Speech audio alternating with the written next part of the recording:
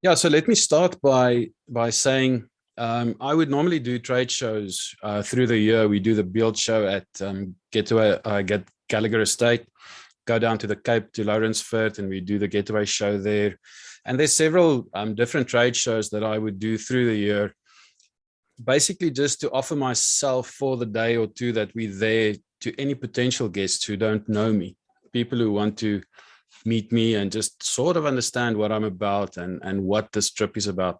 Because what you can see is something that is on the internet, and it's the stuff that I write and I put on the internet. So it is my work, but you're still spending a month with a guide, and you want to make sure that you can actually get on with this guide. So I quite often find people that join a trip to Botswana or something just to test me out a little bit, and I'm fine with that. It's very important that you are comfortable with whoever is going to take you on an experience that ultimately for most people would be a bucket list experience. For others, it would be a very daunting experience. Often in the same vehicle, you have two different opinions. One is scared of the trip, other one is excited about the trip. And what I do is to try and make people more comfortable with making a decision. The history of me and the Serengeti, I've been going to the Serengeti for this year, it would be 10 or 11 years, I think. And I would do the Serengeti once or twice a year. And I say Serengeti, let's say northern Tanzania, because sometimes it's the crater, sometimes it's the Serengeti, sometimes it's both. It all depends on the year and how we structure it. So I've been doing it for, let's say 10 years plus a little bit, maybe 11. And once or twice a year, I would go through to Uganda, through to Kenya for the gorillas that I just did in December. And it's all pretty much in that same area around Lake Victoria that we go. Now, 2022, this year, we are combining the Serengeti and the gorillas. I had quite a few guests that can't do my December gorilla tours. And they said, please move it into the middle of the year so that we can do the gorillas. And I have a full tour going out in May. And they asked, well, can we do a bit of the Serengeti, just seeing that we are there in the right window? And so we combined the two for this year. But coming 2023, I'm reverting back to my normal Serengeti trip. I really do like this structure of the trip. When you add Uganda into the experience, you add borders, you add complexity, and it becomes a bit of a, it's not a tick box exercise, but there's a little bit more pressure to get everything done. Where if we do the Serengeti, we go to the coastal section, we do Zanzibar, it's really a lot of fun. So yeah, I've been doing it for many years and I really enjoy doing it. And that's why I keep going back there. I always have people that want to do it. Unfortunately, East Africa treats Southern Africa as a foreign entity. We are exactly the same as a European with his euros and an American with his dollars. And when we arrive in East Africa, we get no discounts. We get no special treatment. We are pretty much treated as people that have some money. So for us, it is an expensive trip. Specifically for a European and American, it's expensive, but they can sort of afford it. But for us, it becomes really quite expensive just because we are paying in dollars. So this whole trip is a dollar-based trip. You'll see the prices expressed in dollars. And when I talk to you about this trip, then I'll always talk in dollars because that's what it cost us. Whatever the rand is at the time is what it is. Fortunately, it's been stable at 15 for a long time. So things have been looking good. So let's start with sharing the just the overview of the screen itself. So I'm sharing with you what's on the internet. You've seen it on the internet, so it's nothing new. But just to make sure that everybody knows where it is, it's on my 2023 tours. It's the first one I put in every year because I need to establish those dates and then I build the rest of my year around that. So if you go onto the website, this is what you would have seen. 17th of May is my departure date. That departure date is determined by the day that I want to sleep in Dar es Salaam, because it's a very noisy campsite if you pick your days wrong. So the day that we sleep in Dar es Salaam, the day that we cross to Zanzibar, those things determine the departure date. So at this point, 17th of May, 2023, it's a 31-night trip. Now I start counting 31 nights from the first night just before we cross into Zambia. So if you're coming up from the Cape, then you're going to add 2 or 3 days on top of that. And then coming back, our last night is in Livingstone in Zambia. So I don't count the days. So if you compare my trip to someone else's trip who's like 35 days and you say, oh, they've got a longer trip, not necessarily. I only start counting at the Zambian border and I end counting when we arrive back at the Zambian border into Botswana. So this is probably, if you look at it, a 36-night trip, if you add your own travels in up to that point. The prices in US dollars, it went up this year for the first time in about 6 years because Zambian people have, Zambian campsites have increased their prices and the Serengeti has increased their prices. And I'm basing it on 15 Rand to the dollar because it is fairly stable at the moment at 15 Rands a dollar, and it varies around there. Now, what happens is a month before we depart, I look at the Rand dollar, I have to then buy my US dollars for the trip. And whatever the exchange rate is that the bank gives me is what we set the trip on. And then I adjust from there. So if it is 15.50 at that time, then I add the 50 cents a month before we travel onto an invoice to make sure that everybody just pays their fair share. If it goes down and it becomes 14, then I give you a discount or I credit that balance. So we adjust it from 15 on which I base it. And I don't change this at all. Otherwise it gets very confusing. So everybody is going to go in at 15 and then we adjust for everybody at the end of the trip. Total distance, 10,500. If you click on the read more, then you'll go into the tour and there's a rough itinerary, there's a video that you would have seen, the map and everything else. All right, so that is basically on the website and available. So what I want to do is just to quickly structure this chat that we have, and then I'll allow a few questions. And I'm going to talk about the route and the highlights of the route.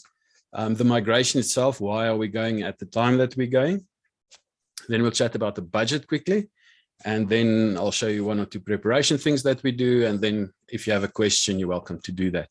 While I talk, somewhere on your screen, you'll have a chat function. You can click on the chat function and type a question if you have one. Otherwise, wait for the end and just write down a question and ask it to me. And if you don't want to do that, then just email me the question afterwards and I'll just reply with a response.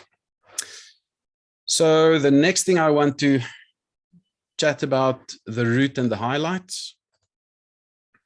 So what I'm sharing with you at the moment is the route. This is the map that's on the website. Bottom left, you can see that we are talking about departing from Kasane, crossing into Zambia, and then heading north. The highlights, basically Lake Tanganyika. You see there's 3 little tents at Tanganyika. This is a very nice campsite. And my guests in 2021 were very happy with that. And they said, rather than do 2 nights at the Hot Springs and 2 nights at Tanganyika, they'd rather do 3 nights at Tanganyika and just 1 night at the Hot Springs. So I've changed that based on popular demand from guests of 2021. Very nice campsite. Scuba diving is available. Snorkeling is available. Restaurant is available. Coffee shop. On Lake Tanganyika, it's one of the best places to visit and have 3 days off and have a bit of a break. Now, the 3rd day is really dependent on crossing the border into Tanzania. If we cross quickly enough, and I've always done this up to now, if we cross quickly enough, we can get to the lake before dark. And that's what we try to do. If the crossing wastes our time for some other reason, there is a reserve campsite that I can use. And then we have 1 night here, early the next morning, we're out to the lake and we have 2.5 days rather than 3. All right, so once we're done at the lake, we travel north to Lake Victoria. Lake Victoria is another one of those lakes that are very impressive. So 2 nights at Mwanza on Lake Victoria. And the purpose of this is just to stage ourselves before we go into the Serengeti. So just relax a little bit, get our minds around the fact that we are going to enter the Serengeti now, make sure we have everything that we need, and then off we go. And then the Serengeti have 4 nights in the Serengeti. Now, the way the Serengeti works is they work in 24-hour cycles. So if you enter at 10 o'clock on a Monday morning, then 10 o'clock on the Tuesday morning, you start cycle number 2. So the money that you pay for the first cycle carries over to that. So it's a 24-hour cycle that you pay for. And then the next. It doesn't work per night. It works in a 24-hour cycle. So timing your entry into the Serengeti is important. If you go in too early, it means you need to get up very early to get out again. So we always time our Serengeti arrival to be like 11-ish in the morning, so that the last day when we exit, we have enough time to get the exit done properly without rushing or getting up in the middle of the night or not being allowed to travel because it's dark and it's in the national park. So we have the 4 nights in the Serengeti. So that is 4 24-hour cycles that we go through in the Serengeti. That's included in my fees. Your car up to 2 tons is included in the fees. And just a side comment on that, the Serengeti distinguishes in vehicles below 2,000 kilos and above. At this point, my fees only include for vehicles below 2,000. Typically single cab buckies, that's on your license disc. If you go to your license disc and you read the weight there, you'll see it says Tara, 1,800 kilos or something. That's under 2 tons. That means your vehicle is covered. If you have a Land Cruiser or a big Land Rover or something like that, and you're over 2 tons, then instead of $40 a day, you pay $150 a day. So there's an additional charge, but I'll show you on the budget side what that is. So we do 4 days in the Serengeti, and once we're done, we look for the wildebeest typically out in the mornings, at a comfortable time, 7:30, 8-ish, depends on what the group wants to do. And we find the wildebeest, we spend time with them, and we travel around until we eventually find them. I'll explain to you how it works just now.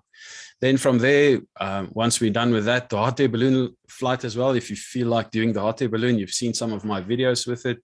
Costs you $560 odd per person, and you do hot air balloons. So that's also possible. We go into the Ngorongoro crater. We don't just go past it, we go into the crater, which is a very expensive exercise, but it's included in the cost. So it's already paid for if you arrive there with me. And then we do the coastal section. 2 nights at Bagamoyo, basically just to have a bit of a break and breathe a little bit. Then into Dar es Salaam for a night.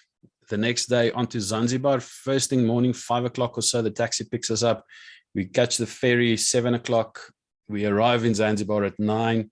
We go for breakfast, have a shower because it's the first time in a while that we would have seen the inside of a room. And from there, we go to the spice tour. Then we have dinner in Zanzibar, probably Mercury's or a nice restaurant in town. And then the next day, we do the slave market and the historical sites and Stone Town and the doors and all the stuff that you always hear about from Zanzibar. So it's just 1 night. It's not included because some people have done it. They would just stay behind in Dar es Salaam or Bagamoyo for that matter, and just spend a bit more time there and wait for us to come back. It's just for the night that we go across, but it's 2 days. So we leave the morning at about 5 from our campsite. We leave our vehicles in the campsite, and then the next evening we come back. We are back at about 6 in the evening, 6:30. So it's 2 full days that we basically have on Zanzibar, 1 night. It's not included. You have to pay extra for that. And then we start heading back again, all the way up to Malawi. Now, this night that I have in the middle here is because of COVID testing. We need to test to get into Malawi. We sleep in Mbeya. But COVID testing is busy disappearing now. I see in South Africa, they are putting pressure on government to drop PCR tests. Botswana just did it. PCR test is no more required if you are vaccinated. So I guess in the next year before we travel, things are going to change a lot. But this night was specifically in there to get tested. If we don't need testing, I'm still going to do this night, but at a different campsite closer to the lake, more towards the tip of the lake. And then 3 nights inside Malawi before we exit out back to Lusaka, back to Livingstone. And we spend our last night in Livingstone, which means you can do the falls on the last day. And I basically do that because we have to spend time at the moment to do our PCR testing for COVID to get back into Botswana.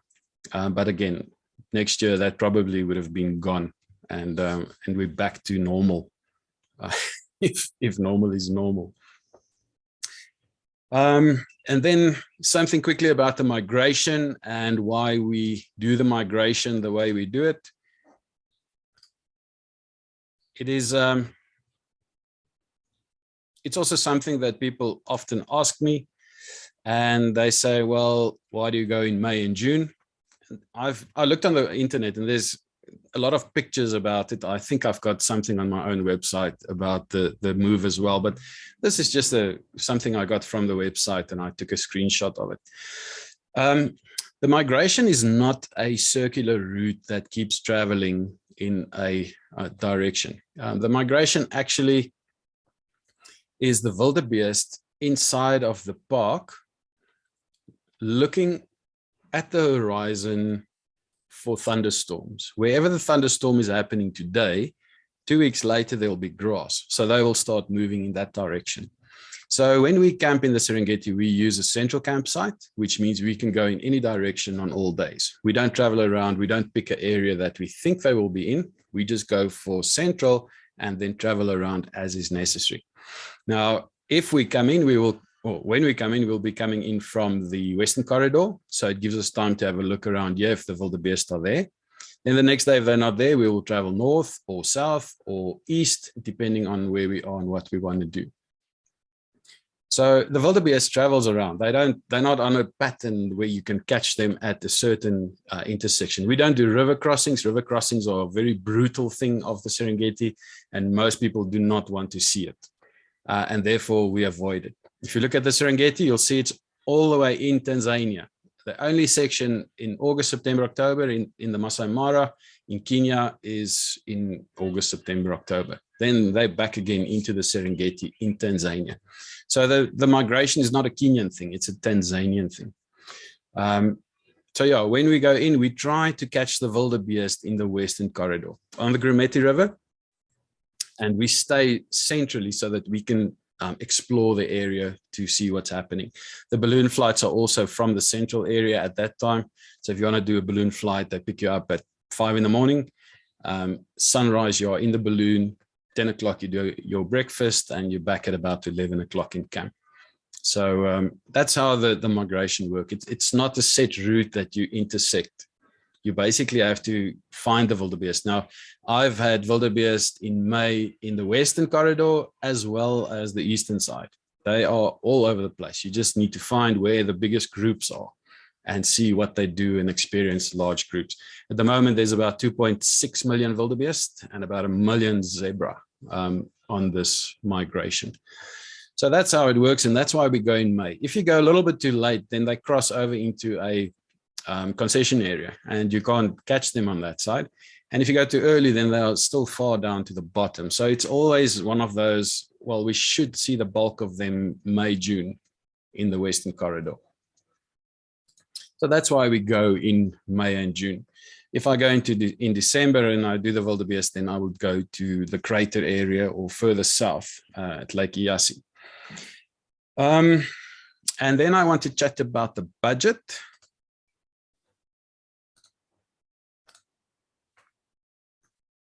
This is always, of course, the biggest question is, can I afford it?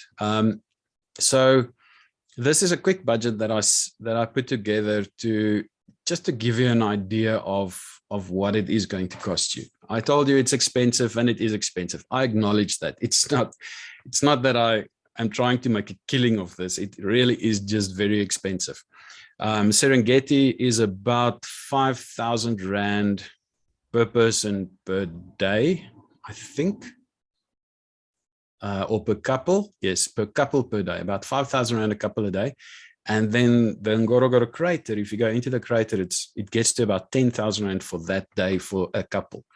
That's the cost. That's just what we pay. It's like $83 per person per day for the Serengeti, and $330 just to get into the crater for the vehicle. So it's all crazy, but it's basically included. So let's look at the budget first. The first is the light green shaded area. So Blue Rhino fees at 3450 USD per person includes all your camping fees for the whole trip, all your park entry fees where we go into parks, and it includes for a vehicle below 2 tons, and it's for 31 nights. So it basically covers everything. It covers your crater visit. Everything is in there. So once you've paid that money, then you are covered for the trip. You don't have to do extras. The extras that would be required is your border fees. When we go into Zambia, we have to buy third-party insurance, carbon tax, road tax, all of those things that we pay, and that works out at about $200. When we go into Tanzania, we have to pay the same stuff again for Tanzania, and that works out to about $150. And then when we go into Malawi, same thing, costs us about, I think at the moment, $50 to get into Malawi. Back into Zambia, no fees. So it works out to about $400 for the vehicle in total to get through the system. So that adds about 6,000 Rand to your budget. This is per couple that I'm talking. This is not per person. This is per couple. So there's 2 people, 1 vehicle, and we are going to see the park. This is for a couple. So if you're a single in that vehicle, that's half of what you see. South Africans don't need visas. If you're a foreigner, we buy visas as we go. But South Africans do not need visas at all, so there's no cost involved. And then we drive on something called a carnet. Carnet is this. It's a document that you get from the AA. It makes our border crossings a lot easier, and it costs you 4,000 Rand for the carnet. So for the vehicle, there's a 4,000 included in that. And then your fuel, it's about 10,500 kilometers in total. And if you look at fuel, it's probably going to be the same as in South Africa. At the moment, I've looked, it's about $1.15 to $1.22 in these countries. Tanzania is $1.21 at the moment. So it's roughly the same as you would have paid in South Africa to travel 10,500 kilometers. 10,500 kilometers are pretty much between 2 services. So you'll service the vehicle before the trip, and then you can service it again after the trip. So fuel, you can calculate yourself. In this case, I've worked it out quickly. 23,600 at 8 kilometers a liter is roughly your budget for fuel for the trip. And that is the important stuff. So light shaded green, you end up at 137, which has been fairly constant. We were traveling about 5 years ago at 125 as a total budget for the trip. And it's gone up to 137. So it's not that bad over the last 5 years. Then Zanzibar, as I say, is excluded. So if you want to do Zanzibar, we normally end up paying about $380 per person, which includes your ferry tickets. It includes your hotel accommodation, your food, your visit to the spice tour, the taxi rental, the local guide that we have to use, or everything is included in that $380 per person. To do the 2 days in Zanzibar. And then we get to the yellow shaded stuff, which is sort of more optional, where you can think about hot air balloon flight. Do I want to do it? Yes, no, $560. One of those things that you can do by yourself. Restaurants, I find that I eat in restaurants quite a lot, maybe 10 times on the trip, that I would actually have a burger and chips or fish and chips or something on the day. A nice restaurant available. I don't feel like cooking. So you can do restaurants as well. So if you add that at $60 per person for the trip, that's in there. Then sunset cruises on Lake Tanganyika. There's boat rides that you can do. Back in Malawi, there's not Malawi, in yeah, that's it. It's on Tanganyika that you can do boat cruises, but for all kinds of small activities and things like that. In Livingston, you can do chopper flights, things like that. But if you add about $60 a person for the odd ride, then that's fine. And then if you have an extra heavy vehicle above 2 tons, you have to add $650 for the trip. Unfortunately, it's the way it is. We've gotten away with it up to now, but recently Serengeti and the crater have been enforcing this rule. So we have to pay for an extra heavy vehicle if it is over 2 tons. So that's basically the budget that you would be looking at. And then lastly, once you've now paid everything and everything is going lekker, and we've got everything sorted out, then we will get to the preparation. Now, the preparation is a link that is on my website, but it's not a public link. You won't be able to get to it. Once you've paid your deposits and we start looking at our preparation, I issue you with this link, and that will go to the tour dashboard that explains all the different things specific to this tour. Then general preparation, the documentation you need to cross the borders, the itinerary of our tour specifically, how to plan your food, when is it, are the officials going to take your food, when can you bring your own food, what medical things to think about, what the weather is going to be like, what stickers do you need for your vehicle, yellow fever, police clearances for the vehicle to make sure that you get through the borders, and then the carnet, as I just explained. And these things are all in the preparation documents to help you to go through everything and make sure that you're fully prepared to do this trip, from food to vehicles to everything else. So there's a proper planning that gets done by me. I don't just leave you and you hope for the best. There's a lot of preparation that goes into it. Included in our preparation is I have runners on different borders, and for Zambia, for Tanzania, the difficult borders, we send them our information up front. So they start clearing our vehicles, getting documents in place. And once we arrive, we stamp passports, we do the final things that we can't do remotely, and we exit. So our border crossings are a lot quicker than it normally would be otherwise. And from my side, I think that is basically the bulk of the trip. And this is how it works, and this is how we do it. And yeah, it's a trip that's not difficult. The road conditions these days, the roads we're going to take, predominantly tar road. There are a few bad roads, and I try to avoid them. I travel there a lot, so I know which roads are good, which roads are bad. Some we can't avoid, some we can avoid, and some of the routes that I take these days are just to avoid some of these bad roads. But to go down into the crater, a 4x4 is required. And if you go in May, then it's the end of the rainy season. So there might be a little bit of mud available around. And therefore, I would prefer a 4x4. If you don't have a 4x4 and you have a 4x2, then I would suggest that's also fine. Then I would, maybe if you don't tow is a good idea. But if you only have a 4x2 and you want to do the trip, you can do it. With something like a 4x2 Fortuner, Hilux, Isuzu Bucky, if we go into the crater, it's a fairly steep descent. And normally they do request 4x4s to go in there. But I've gotten away with 4x2s. It's not that bad to go in there. If you get stuck, then I can just help you out, but you're not going to get stuck. It's fairly straightforward. So the point is a 4x4 is preferable, but if you have a 4x2, then I can help you out with the 4x2 as well. Cool. That is my story.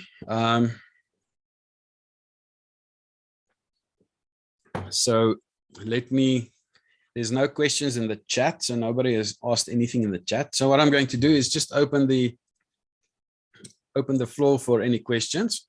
Unmute yourself, ask a question if you have one, and I'll answer them as best as I can.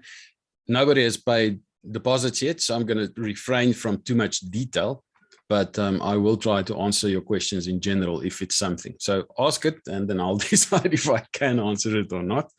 A lot of this stuff has cost me a lot of money to develop, and therefore there is some proprietary information in my trip. And once you're on the trip with me, obviously you have full access to that. But until you've paid your deposits and committed, then I have to just be a little bit careful about sharing too much detail.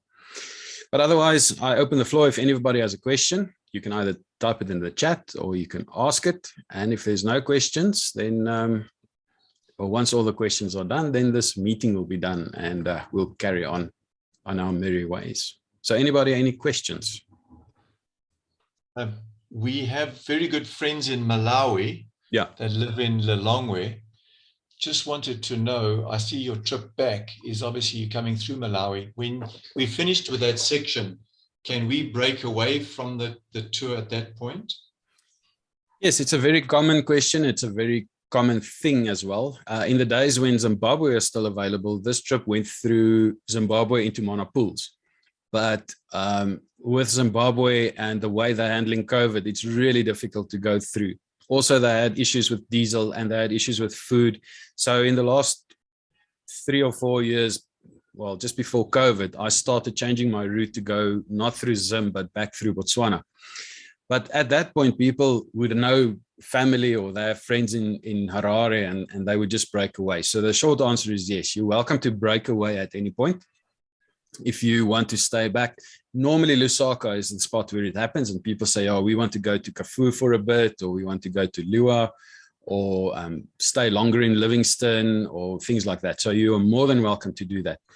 At any point, you can say, we are going up to there, and then we want to do our own thing.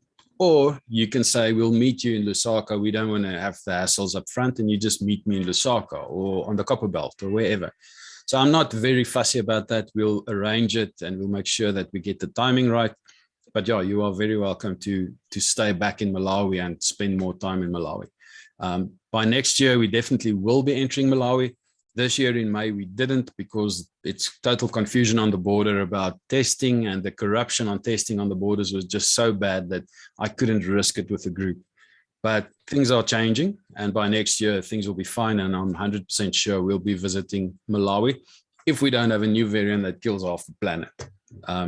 If things go as it is now, then Malawi is pretty much back on the cards and things will be normal. But yeah, you can break away at any time and do your own thing. I call this the East Africa trip because when I started doing it, I started calling it the Serengeti tour, but Serengeti is such a bad choice of words for the trip. I had a SAA pilot, international pilot, on one of my trips, and he said that he's always flying over these regions, and he's been to Dar es Salaam many times, and he's been to Nairobi many times, but he's never traveled. So he doesn't actually know what it looks like on the ground. So when people look at this and they say, well, is it not cheaper just to fly and do the Serengeti? Then the answer from my side would be, well, it's probably going to cost you the same, but be careful to fly into places and do experiences, because you have to go in with someone that drives a vehicle to take you into the Serengeti. And if that guy doesn't feel like doing too much effort, then you're going to end up with him saying, well, sorry, the migration is gone. That's a very common line in the Serengeti with tour operators. The migration is left already, so sorry, let's look at the lions, let's look at this, and off we go. When I go in there, we spend time to look and find them. And you'll see, you have to be prepared to do a few kilometers in the park. We look for the wildebeest. We make sure that we get as much of them as we can. So flying in is an option, but then you miss everything on the ground.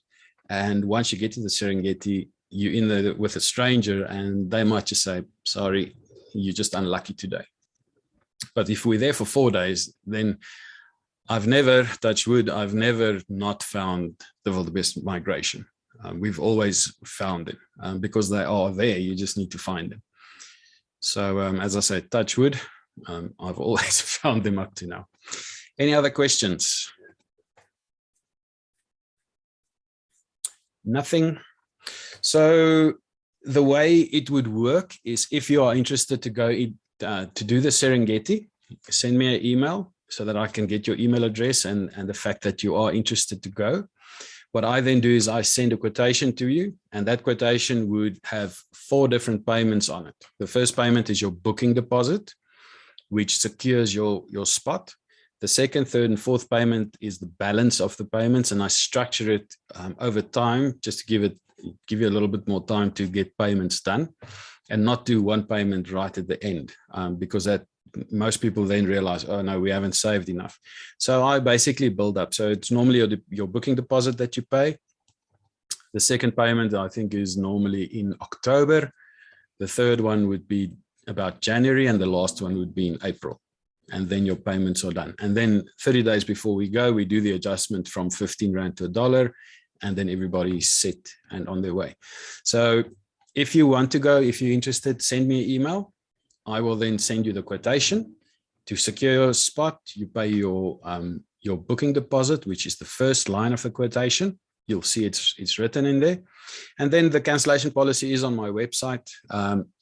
if I haven't shared the itinerary and preparation information with you, then that deposit is fully refundable.